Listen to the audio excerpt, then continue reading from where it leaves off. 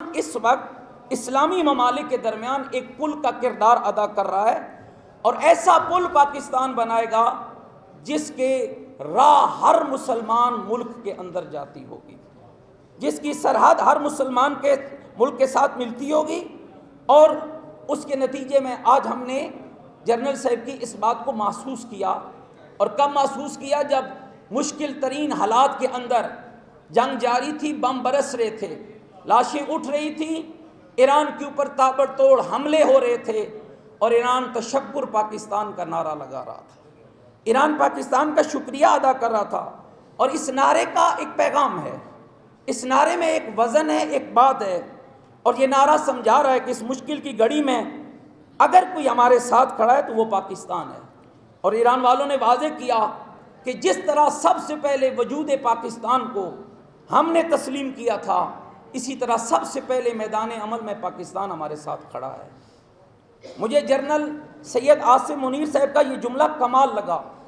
جب ہم راولپنڈی میں ان کے پاس گئے تو انہوں نے اپنی جو گفتگو کا آغاز کیا، اس کا پہلا جملہ یہ فرمایا، کہا کہ میں 3 دفعہ آیت اللہ العظمیٰ رہبر معظم سید علی خامنئی رحمۃ اللہ علیہ کی خدمت میں گیا، اور مجھ سے سید کہتے تھے کہ اے جنرل عاصم منیر، میں آپ سے بہت محبت کرتا ہوں، اور ساتھ یہ فرماتے تھے کہ جانتے ہو میں تم سے کیوں محبت کرتا ہوں؟ تو فیلڈ مارشل صاحب نے کہا کہ میں نے کہا میں نہیں جانتا، کہا میں اس لیے تم سے محبت کرتا ہوں کہ تو بھی علی کا بیٹا ہے اور میں بھی علی کا بیٹا ہوں۔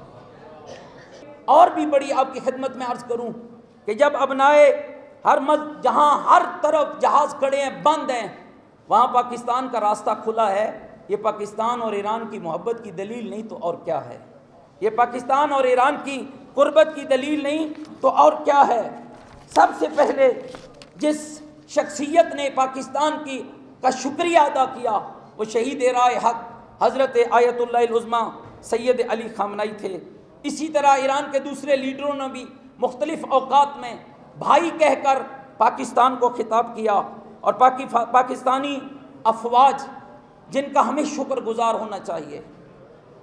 آج یہ جاگتے ہیں، ہم سوتے ہیں، یہ ہتھیار لے کر وطن کے چپے چپے پر اپنا کردار ادا کرتے ہیں، اور ہم سکون کی نیند سوتے ہیں۔ مجھے دکھ لگتا ہے اس لیے کہ ہم ان گودوں کے پلے ہوئے ہیں جن گودوں میں ہمیں پاکستان زندہ باد سکھایا گیا۔ میرے والد 5 بھائی تھے، 5 آرمی میں تھے، ہم بچپن سے ان گودوں میں سیکھتے آئے۔ میری 35 بلوچ ریجمنٹ ہے، میری 30 بلوچ ریجمنٹ ہے، میں فلاں جگہ پر فلاں فرائض انجام دے کر آیا، میں 65 کی جنگ میں سیالکوٹ کے سیکٹر میں تھا۔ جن گودوں سے ہماری جیسی نسلوں کو بچپن سے پاکستان زندہ باد اور پاک فوج زندہ باد کا ایک نعرہ میسر ہو، وہ کبھی پاکستان کی مخالفت نہیں کر سکتے، وہ کبھی پاک فوج کے مخالف نہیں ہو سکتے، وہ پاک فوج کے شانہ بہ شانہ چلنے والے ہیں۔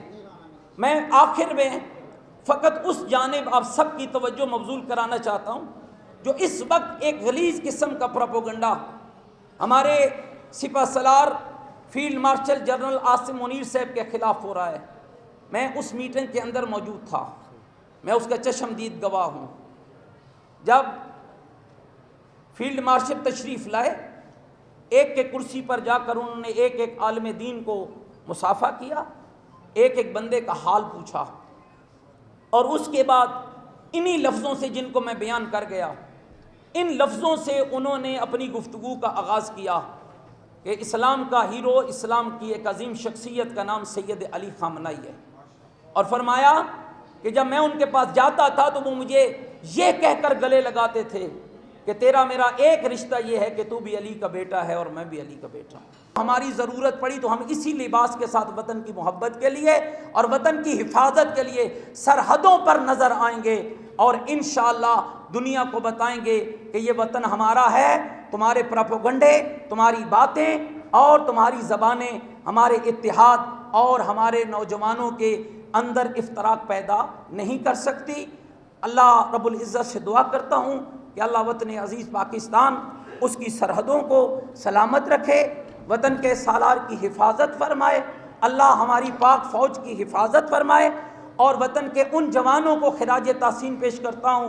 یہ بہت بڑا لمحہ فکریہ ہے کہ جب ایک نوجوان کی لاش آتی ہے، میں جس خطے سے بیلونگ کرتا ہوں شاید بہت سے لوگوں کو نہیں پتہ، میرا اصلی وطن راولپنڈی اور چکوال ہے۔ چکوال میں کوئی گھر ایسا نہیں ہے جہاں آرمی کا کوئی جوان اور سپوت نہ ہو۔ ہمارے گھروں میں جب آرمی کے بچوں کی لاشیں آتی ہیں، میں نے بہت سی ایسی ماں کو دیکھا ہے جو لاشوں پہ کھڑے ہو کر کہتی ہیں بیٹا میں تمہیں سلام کرتی ہوں، تو وطن کے لیے قربان ہو گیا ہے۔ انشاءاللہ جب بھی وطن کو ضرورت پڑی، ہم کل بھی حاضر تھے، ہم آج بھی حاضر ہیں۔ یہ وطن ہمارا ہے۔ پاکستان، مل کے بولیں پاکستان، پاکستان، پاک فوج۔